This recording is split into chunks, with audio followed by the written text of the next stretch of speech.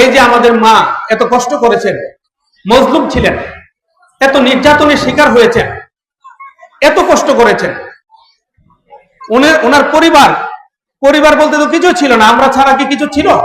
পরিবারের দিকে খেয়াল করার মতো ওনাকে সেই সুযোগ দেওয়া হয় নাই। ওনাদেরকে ধুকে ধুকে ওনাকে নির্যাতন করে ওনাকে আস্তে আস্তে মৃত্যুর কুলে ঠেলে দেওয়া হয়েছিল। আমাদের মায়ের আমি মনে করি হয়তো 80 বছর পেয়েছে, কিন্তু ওনাদের হায়াত নাই, উনি দুনিয়া থেকে বিদায় হয়ে গিয়েছেন। কিন্তু ওনার উপরে যে নির্যাতন করা হয়েছে, এটা পৃথিবীর ইতিহাসে একটা কষ্টদায়ক ঘটনা। আমি এটা নিন্দা জানানোর ভাষা আমার নাই। আমি বলবো আমাদের মায়ের এই সুখকে শক্তিতে রূপান্তরিত করে আগামী দিনের আমাদের যে প্রিয় নেতা, যিনি বাংলাদেশ জাতীয়তাবাদী দলের চেয়ারম্যান হিসেবে দায়িত্ব নিয়েছেন, জননেতা তারেক রহমানকে আমরা এই সুখকে শক্তিতে রূপান্তরিত করে উনি যেন বাংলাদেশকে সুশোভিত করতে পারেন, বাংলাদেশকে অর্থনৈতিকভাবে সমৃদ্ধশালী করতে পারেন, বাংলাদেশের স্বাধীনতা এবং সার্বভৌমত্বকে উনি যেন সুরক্ষিত করতে পারেন। আসুন আমরা এই পরিবারের জন্য দোয়া করি। জিয়া পরিবার আপনার আমার সবার আস্থার জায়গা। আমরা সবাই জিয়া পরিবারের উপর আস্থা রাখি, বাংলাদেশের মানুষ আস্থা রাখে, সারা পৃথিবীর মানুষ বিশ্বাস করে জিয়া পরিবার যদি থাকে তাহলে বাংলাদেশ নিরাপদ থাকবে। আমি আপনাদের সন্তান, আপনাদেরকে সাথে নিয়ে সুখে দুঃখে আমার সীমিত সামর্থ্য নিয়ে আমি আপনাদেরকে সাথে নিয়ে কাজ করে যাচ্ছি। দীর্ঘদিন যাবৎ কাজ করতেছি। এখন কেউ যদি কাজ করে তাহলে তার ভুল ত্রুটি ধরা পড়ে, আর কেউ কাজ না করলে তার মতো সাধু আর নাই। কারণ সে তো কাজই করে না, তার ভুল হবে কি আর শুদ্ধ হবে? আমি কাজ করেছি, কাজ করতে গিয়ে আমার ভুল ত্রুটি হবে, এটাই স্বাভাবিক।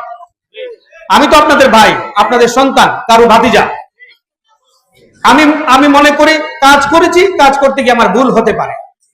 আমার ভুলকে আপনারা ক্ষমা করে আসুন আমরা সবাই ঐক্যবদ্ধভাবে আগামী জাতীয় সংসদ নির্বাচনে আমরা একসাথে কাজ করি।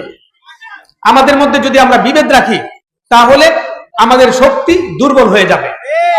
আমাদের মধ্যে আমাদের কোনো বিভেদ থাকবে না, আমরা সবাই একসাথে কাজ করব। আমরা আগেও একসাথে ছিলাম। শুনেন, আপনি যদি নির্ধারিত এরিয়ার ভিতরে থেকে কাজ করেন, জালের ভিতরে থেকে যদি কাজ করেন সেটা একরকম, আর আপনি যদি জালের বাইরে দিয়ে লাফালাফি করেন তাহলে তো হিসাবের বাইরে। আমি আপনাদেরকে সবাইকে বলবো, আসুন আমরা সবাই মিলে একসাথে কসবা আখাউড়াকে গড়ে তুলি। আমার যে উদ্দেশ্য কসবা আখাউড়ার ডেভেলপমেন্ট, উন্নয়ন, আপনারও তো উদ্দেশ্য কসবা আখাউড়ার উন্নয়ন। যদি আপনার নিয়ত সহি হয়, আপনি জিয়ার আদর্শে, বেগম খালেদা জিয়ার আদর্শে যদি আপনি বিশ্বাস করেন, তাহলে আসুন আমি সবাই মিলে এই কসবা আখাউড়ার দুঃখী মানুষদের পাশে দাঁড়াই। কারণ আমরা অনেক দুঃখী। দেখুন, গত 17 বছর আমরা অনেক নির্যাতনের শিকার হয়েছিলাম। আমরা মুখ ফুটে কথা বলতে পারি নাই, চোখে দেখেও না দেখার ভান করে চলে যেতে হয়েছে, কানে শুনেও আমি বয়রা ছিলাম। এই 17 বছর কেউ কোনো বাহাদুরি করতে পারি নাই। তাহলে এই যে 17 বছর যাবত আমরা কষ্ট করেছি, এখন একটা নির্বাচন আগামী দিনে আসতেছে। তাহলে আমরা যদি দূরে থাকি, আমরা যদি নিজেদের মধ্যে ভাগ হয়ে থাকি, তাহলে আমাদের এই যে কষ্টটা করেছি, এই কষ্ট আমাদের কপালে লেগেই থাকে। তাহলে এই 7.5 লাখ লোকের এই যে তাদের ভাগ্যের উন্নয়ন করার জন্য আমি চেষ্টা করতেছি, আসুন আমরা ঐক্যবদ্ধভাবে চেষ্টা করি।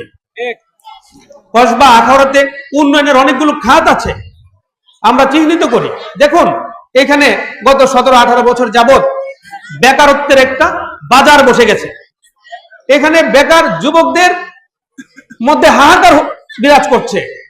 যারা গত 18 বছর আগে গ্রাজুয়েশন কমপ্লিট করেছে, মাস্টার ডিগ্রি কমপ্লিট করেছে, তারা বেকার। যদি বিএনপি নামের 14 গোষ্ঠীর মধ্যে কোন একটা মেম্বার থাকতো, ওই তার চাকরি হইতো না।